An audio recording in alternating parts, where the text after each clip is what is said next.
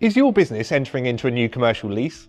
Do you actually understand what your lease means or its implications over the course of the lease? Getting it wrong could cost your business tens of thousands of pounds. When leasing new premises for your business, it can be easy to get swept up in the momentum.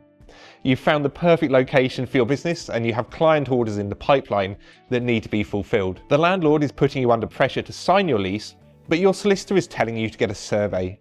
What should you do? I'm Tim Clarke, Managing Director at Harrison Clarke Chartered Surveyors, and I'll be setting out what advice is available to you and how you can get it. Firstly, let's address the elephant in the room. A lot of building surveyors aren't terribly good at understanding leases, and even if they are, they can sometimes struggle to provide advice on the real-world implications and what this means to tenants. This can result in confusing advice that might have a large element of scaremongering, or the building surveyor might skirt the lease issue altogether and insist that they can only provide a condition survey on a leased property. None of this, of course, is particularly useful. It used to be the case that surveyors would offer a traditional commercial building survey to a leaseholder client. This type of survey sets out in detail what the property is made of and its condition, perhaps alongside some narrative of statutory requirements. A commercial building survey is, however, normally geared towards the purchaser of a freehold or very long property interest, as it will frequently consider the whole life performance of a building. As such, a commercial building survey might not be too useful to a business taking a 5-year lease,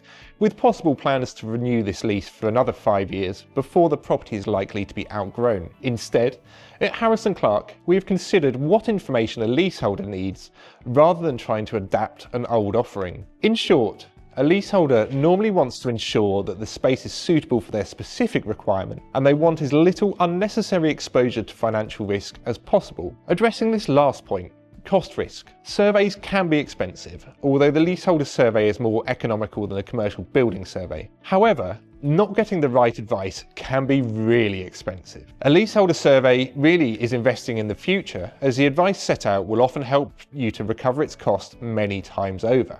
Here's why. Before our surveyor visits the premises, he will ask you, the client, for a copy of the travelling lease. A travelling lease is the draft version of the lease that travels between solicitors while the final wording is hammered out. This is in the form the lease is in before it becomes engrossed, that is, a final version ready for signing is produced. It's important that the lease is not engrossed before the leaseholder survey is issued, and I'll tell you why in a moment. If the travelling lease is not available, it's not a big problem, but does mean that our advice cannot be quite so laser focused. If this is the case, we will ask for a copy of the Heads of Terms, a document that sets out the key lease provisions. When the surveyor visits the property, they will seek to understand exactly what it is that is to be leased and what condition it's in. They will also consider what condition the rest of the building is in and whether this will have implications for the tenant in terms of usability or cost, which may be recovered through a service charge arrangement. When producing the final report, the surveyor will largely ignore areas which are in good condition or which are unlikely to impose a cost on the tenant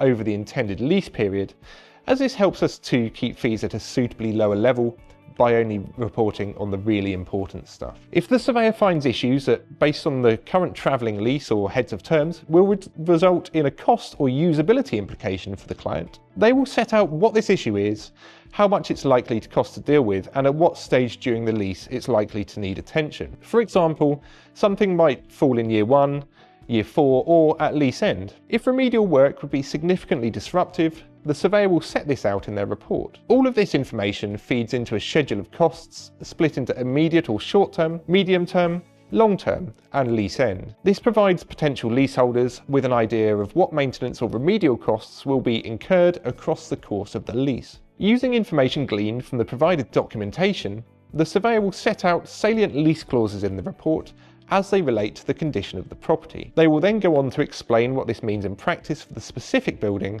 and may give examples of how, for example, the repairing clause will require them to complete specific work during the course of their lease. The report will also include an assessment of potential lease end dilapidations liability, taking into consideration the current condition of the property, the tenant's plans to fit out, and likely tasks taking place in the property over the course of the lease. We have other videos regarding dilapidations, and if this is something you aren't familiar with but are about to sign a lease, I recommend you watch some of this other content. The anticipated dilapidations costs will be fed into the cost schedule appended to the report, To give an idea of whole lease repair costs, usually by this point we are deep into 5 figures and sometimes into 6 figures of occupational and lease end costs, even on a 5-year lease term. This is over and above the usual rent, rates and utilities payable. Finally, and most importantly, the surveyor will provide some suggestions on how liability can be reduced. Regularly, the recommendation will be to append a photographic schedule of condition to the lease